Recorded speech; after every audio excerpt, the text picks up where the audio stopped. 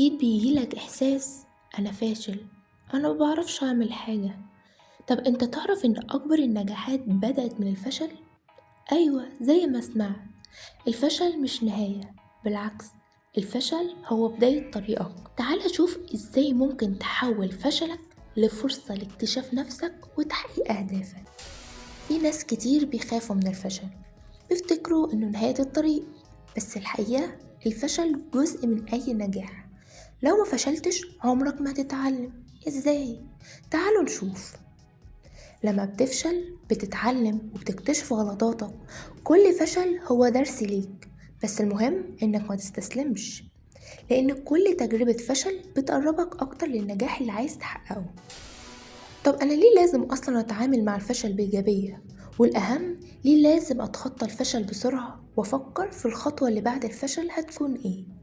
لأن ببساطة النجاح ما بيجيش من أول محاولة، ولو كلنا خفنا من الفشل ما كانش حد وصل للي هو عايزه. لكن يا ترى في حاجات بتقف في طريقنا؟ أي حاجة فيها عوائق، والطريق أكيد مش هيبقى سهل زي ما كلنا متخيلين. في الحقيقة في عوائق كتير بتقابلنا، بس أهمهم هو الخوف من المجهول والخوف من الفشل نفسه. الحل هنا إن احنا لازم نعترف بيهم ونواجههم. كل مرة هتواجه فيها خوفك انت كده بتتغلب على فشلك وبتزود ثقتك في نفسك. وقبل ما أقولك الخطوات العملية علشان تتغلب على فشلك وتحوله لفرصة حقيقية لنجاحك، خليني أحكي لك قصة هتخليك تبص للفشل بطريقة مختلفة تماما. في يوم من الأيام كان في راجل اسمه راي كروك، اشتغل سنين طويلة بائع أجهزة ميلك شيك. يعني الموضوع ما كانش كبير ولا مشهور، كان عمره فوق 50 سنة. انت متخيل؟ في الوقت اللي الناس بتفكر فيه في التقاعد هو كان لسه بيدور على فرصته.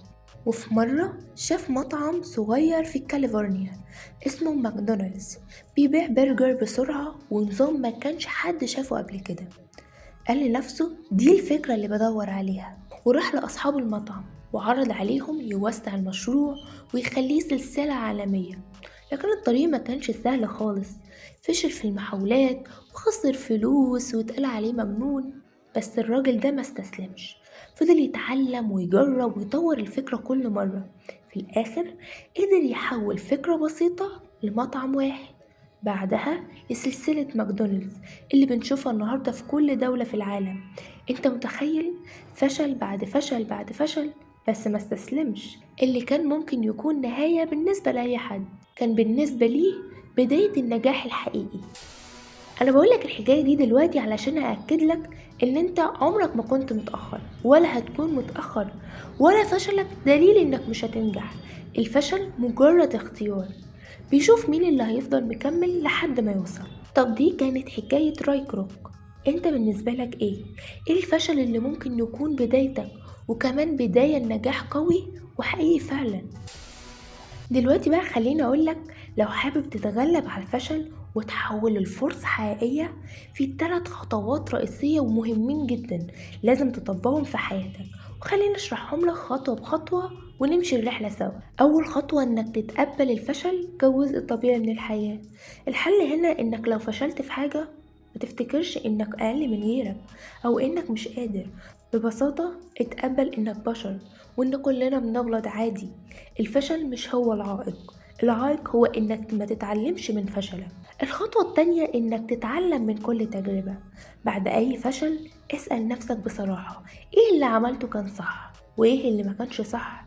كل فشل هو فرصة لتطوير مهاراتك، واقنع عقلك ونفسك بالكلام ده، وابدأ سجل ملاحظاتك وابدأ بتحليل كل تجربة، وهتلاقي نفسك فعلا بتتطور وبتقرب أكتر لحلمك.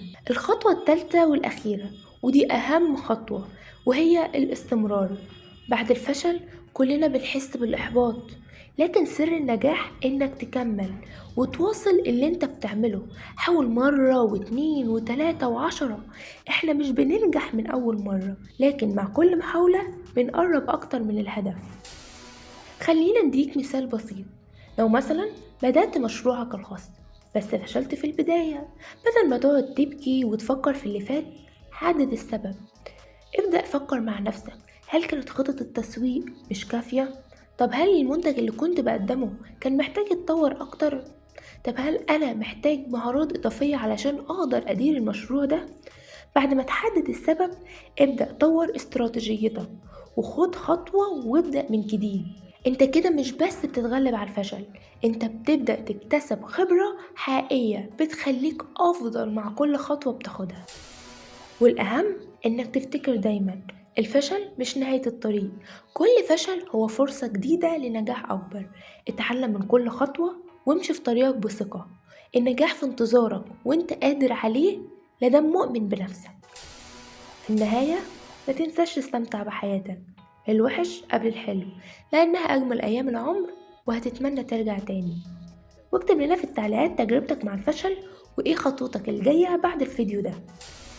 ولو الفيديو ده فرق معاك أو ألهمك بحاجة بسيطة، اشترك في قناة مايندفول وشاركه مع أصحابك اللي محتاجين يسمعوا الرسالة دي، وخليك دايما على الطريق.